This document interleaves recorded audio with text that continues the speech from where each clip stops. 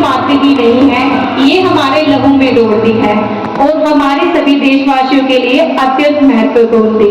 इसी के लिए मैं कुछ चंद लाइनें यहाँ पर कहना चाहूंगी उन जवान शहीदों के लिए।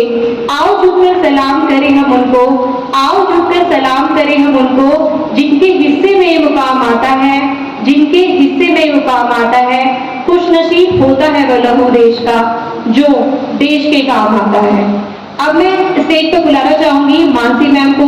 Mansi ma'am please come on the stage और इस कार्यक्रम को आकर आगे बढ़ाइए। धन्यवाद। And all my teachers. Today is the Independence Day. Respected principal sir and ma'am को बुलाना चाहूंगी कि वह स्टेज पे आए और दीप प्रज्वलित करें। आइए दीप प्रज्वलन शुरू करते हैं। ज्योति परम ज्योति, दीप ज्योति परम ज्योति, दीप ज्योति जनार्दन, दीपो हरतु मे भावम्, दीप ज्योति नमोस्तुते।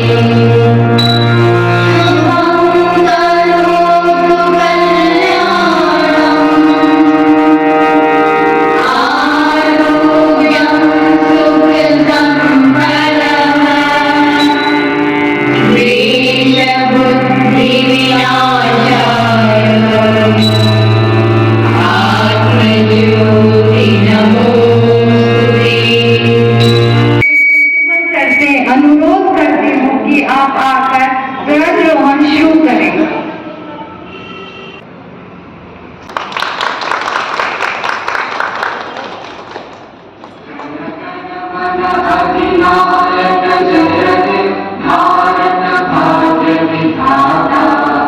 पंजाब सिंध गुजरात मराठा द्राविड़ उत्कल गंगा, विंध्य हिमाचल यमुना गंगा, उच्चल जगति तरंगा।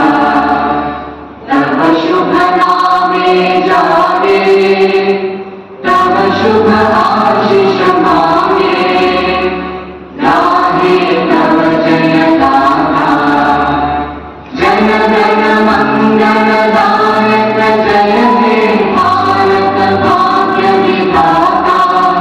जय हे जय हे जय हे, जय जय जय जय हे।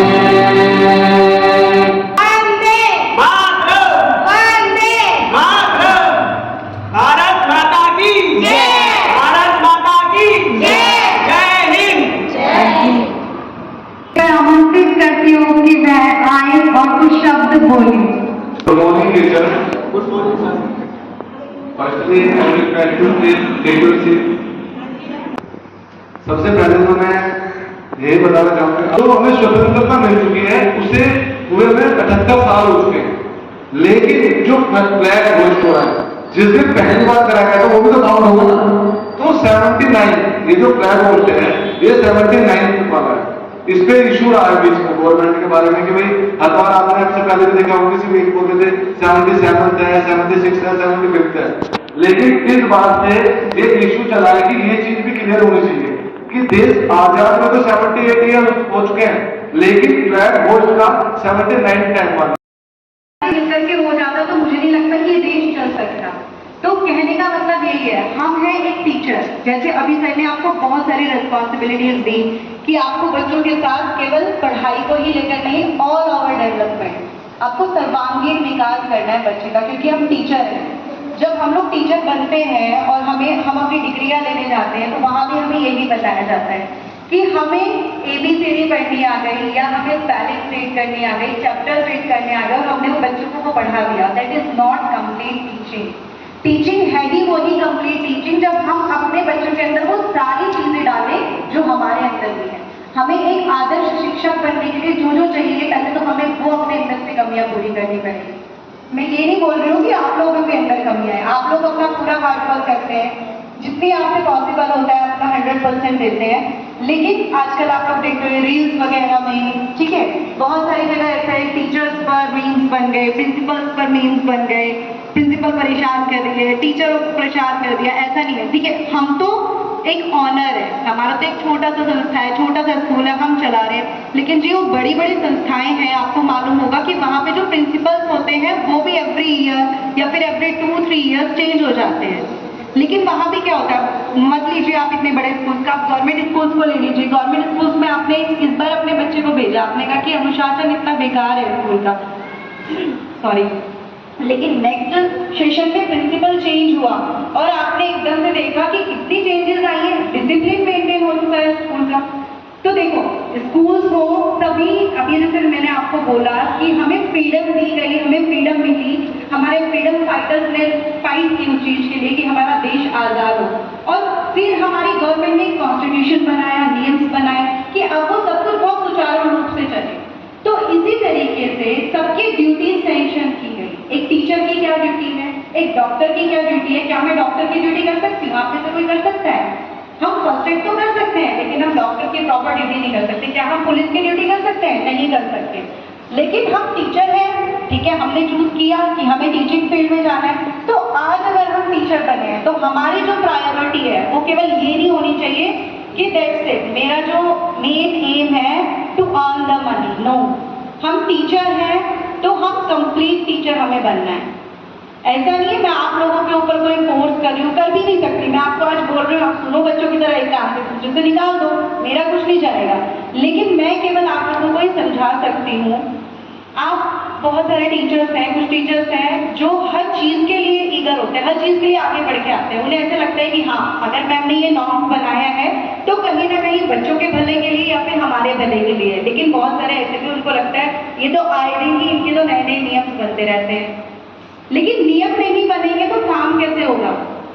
हर चीज में, हर काम में कहीं ना कहीं कमियां होती हैं और जब वो त्रुटियां हमें नजर आती हैं तब तो हमें उसमें वर्क तो करना पड़ेगा।